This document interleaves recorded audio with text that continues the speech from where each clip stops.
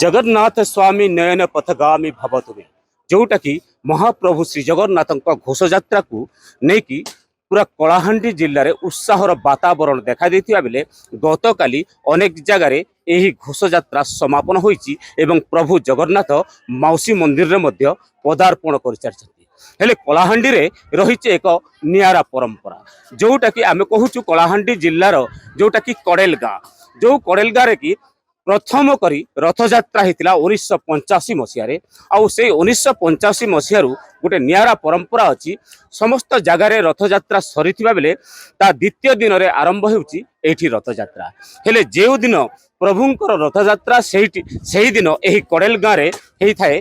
प्रभुंकर पहंडी जोटा कि आप देखिपे आम अच्छु से कड़ेल गाँव में आप देखुवे ये तीनोटी रथ वर्तमान विराजमान कर सिंह द्वार रे एवं प्रभु श्री जगन्नाथ कालिया सात एवं माँ सुभद्रा एवं बलभद्र रथ आगरे अच्छी एवं यही रथ को आज भक्त मैंने टाणिकी नहीं जिबे मौसीमा मंदिर से नियारा परंपरा को लेकिन आदिम कालू जोटा कि 1985 मसीह से माने पालन करी आसुछंती एही रथ यात्रा प्रभुंकर घोष यात्रा जोटा कि आम आसू कड़ल गाँव में बर्तमान आप देखु पारे ये भक्तवृंद अच्छा एवं कमिटी सदस्य अच्छा एवं जोटा कि पूजक अच्छा जो कालिया सात को जो पूजार्चना कर सहित आम आसतु आलोचना करवा तो कौन कहे आज्ञा आप जो परंपरा अच्छी आज आप रथ टाणुंट काली सरीगला रथ यात्रा आज्ञा देखो यहाँ आम कारुंड श्रीक्षेत्र जोटा कि आम कलाहांडी पूर्व नाम थिला कारुंड से कलाहांडी पूर्व नाम को रखिकिना यही क्षेत्र को कारुंड श्रीक्षेत्र नाम नामित करा जायछि। आ 1985 मसीह यही रथ टଣା चली कहीं आम प्रथम दिन प्रभुंकर नीतिकांति पर आम रथ को चढ़े प्रभु को 2-4 पाउंड नेला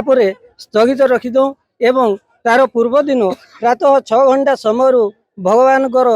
नीतिकांति पूजा एवं 9टारे आरती ठीक 10:30-11टा भितर अन्न प्रसाद भगवान रो पूजा हुए तापरे भगवान बड़ सिंगार बेश करी आमे पुणी 4टा समय अपराह्न 4टा समय रथ टଣା कार्यक्रम आरंभ करूँ। निश्चित भाव में यह हूँ कारुंड श्रीक्षेत्र नाम पूरा परिचित जोटा कि 1985 जो चली आसी रथयात्रा जो रथयात्रा ता आर दिन रथ को टଣା हुए एवं मौसी मंदिर को नि जाए तो आम सहित अच्छा अनेक कौन कहे आज्ञा आज हूँ आपंकर रथयात्रा हेले रथयात्रा सरला आज्ञा यहाँ गोटे अन्य अर्थ है कलाहांडी जेहेतु द्वितीय दिन रथ मुख्यतः टଣା हो प्रथम दिन भगवान पहंडी विजय सरला द्वितीय दिन माउसीमा मंदिर पाक जाऊँच तेणु लक्षाधिक भक्तर भिड़ और समागम होनुष्ठान तरफ अनेक प्रकार व्यवस्था कराई सूचना केन्द्र व्यवस्था है उभय साइड्रे आपन पार्किंग व्यवस्था स्टाण्ड व्यवस्था है सुमधुर पीवा पानी व्यवस्था है सब प्रकार व्यवस्था अग्निशम विभाग अच्छा स्वास्थ्य विभाग अच्छा सरकार आमर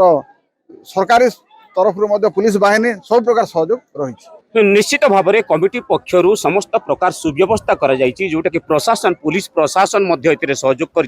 शांति श्रृंखला जेहेतु यही कड़ेल गाँव में रथयात्रा सरला द्वितीय दिन रथयात्रा अनुष्ठित होती से भिड़र परिलक्षित रही है जोटा कि तीनोटी रथ वर्तमान विराजमान कर सिंह द्वार सामने एवं आउ किछि समय मध्य रथ टଣା आरंभ हो तो कौन कहे आज्ञा आज तीनोटी रथ सिंह द्वार अच्छा आपंकर रथयात्रा हूँ गोटे नियारा तो किभली आपण पालन कर देखु सार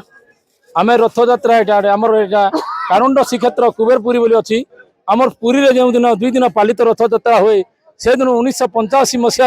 आम ये 2 दिन धरी पालित